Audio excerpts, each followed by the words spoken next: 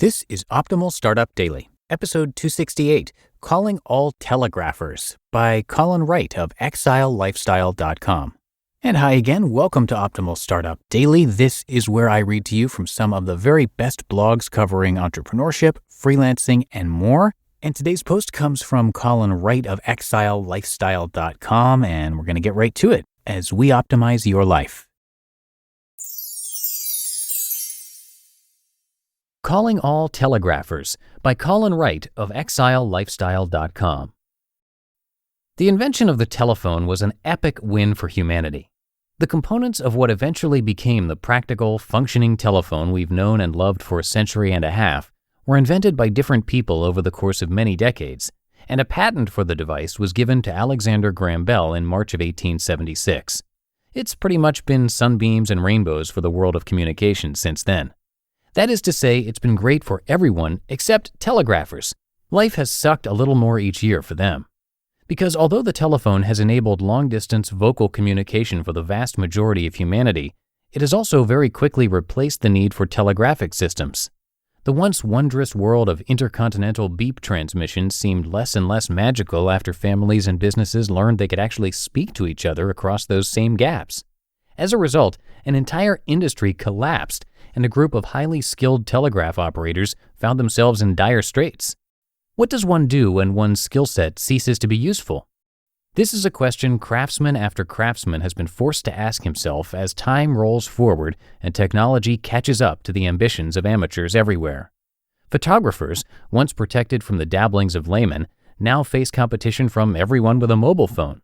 Designers, once ensured work through their mastery of obscure tools and the ability to physically manifest ideas, now adjust their prices to account for the growing number of sideline pixel pushers. Many of the walls that previously existed between educated, seasoned professionals and their greenhorn counterparts have fallen, and the result is a melee between the old and the new, the classics and the contemporaries. Of course, it isn't all wailing and gloom. Many pros see the evolution of technology as an opportunity, not a death sentence, and despite the sorrowful cries of their peers, they stride forward uninhibited by those who would have them raise new walls or otherwise impede the competition. They do this because they know something their peers don't seem to get. They're still professionals with skills, they just have to leverage different skills moving forward. What this means is that a professional photographer can still be differentiated from an amateur, even without the technological advantage they no longer have. I can take a nice shot of a mountain or a portrait of a friend, but my phone or DSLR or point-and-shoot camera is a much more useful tool in the hands of a pro. Through years of experience, they've refined techniques that I lack, and they understand how best to use light and contrast and composition to achieve something beautiful. Similarly, while a designer may have once paid rent based on their ability to handle an X-Acto knife, now they are paid for their ideas and their ability to elegantly implement them for different media, delivery systems, and demographics. An untrained designer can certainly produce something beautiful, but it's unlikely they'd be able to easily replicate the subtlety, cleverness, and effectiveness found in the work of a professional. The same applies to business models. Publishing is a field that is experiencing massive upset, and the big-name publishers know there are barbarians at the gates. As one of those barbarians myself, I can tell you the outlook is good for smaller presses and for indie authors wanting to make a mark of their own. The old walls between old-school pro and new-school usurper have fallen. That being said, the smartest of the old guard are keeping themselves relevant by making use of the new technologies available. They're creating smaller offshoot presses and reaching out to different types of authors. They're speaking to people like me and the other authors at Asymmetrical Press about publishing our work.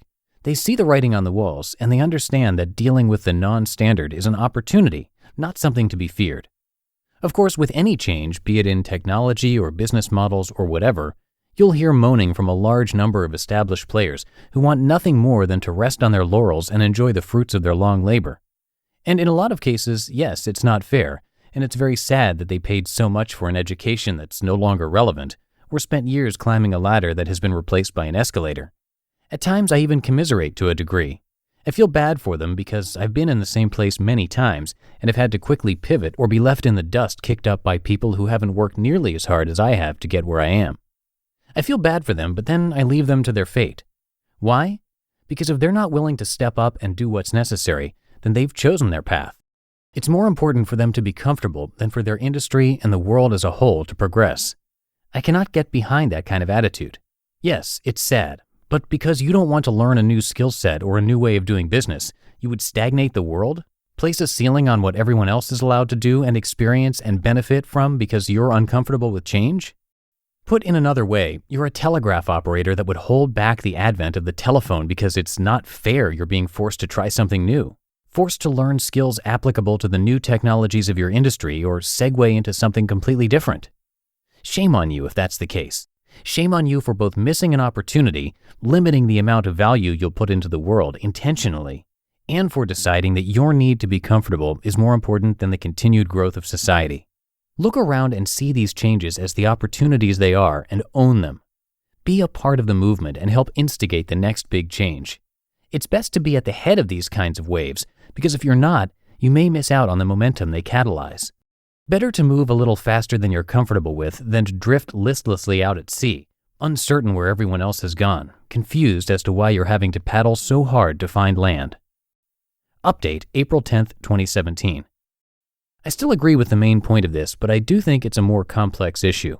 Especially when you get into other industries like, say, coal mining, there's a lot fewer options in terms of what careers you segue into next. Creative industries are a different creature than extractive or manufacturing industries, and consequently, although I still think it's not good to hold back progress for the sake of maintaining old standards, I also think there's an argument to be made that part of that progress should be ensuring that as many people as possible are able to progress along with the rest of the world, and that means ensuring they're able to put food on the table.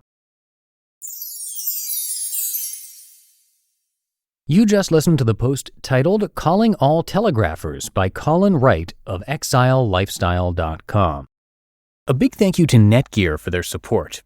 Do you need to upgrade your business's Wi-Fi performance? Is your Wi-Fi slowing down when you work from home because you're sharing it with your family?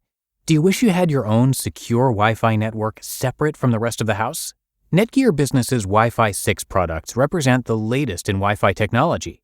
They deliver unmatched speeds, coverage, security, and capacity for growing your business or working from home. They're also packed with features like the ability to easily create a separate network at home dedicated to your work. Plus, seamless management helps you keep your guests and employees connected and your data protected, providing visibility from anywhere at any time. The world runs on Wi-Fi, and small businesses and home offices are no exception. With Netgear Business Solutions, you get the very best Wi-Fi performance to keep you connected whether you're in the office, working from home, or on the go. Visit netgear.com/business and use the code OPTIMAL10 at checkout to save 10%. That's netgear.com/business with code OPTIMAL10 at checkout to save 10%. And I have that linked in this episode's description. And thanks to Colin for letting us share his work here on the show. He's typically narrated over on our original network podcast, that's Optimal Living Daily. And if you want to hear his voice, in addition to hearing Justin or myself narrate his content on Optimal Startup Daily, he actually has his own podcast, which is called Let's Know Things.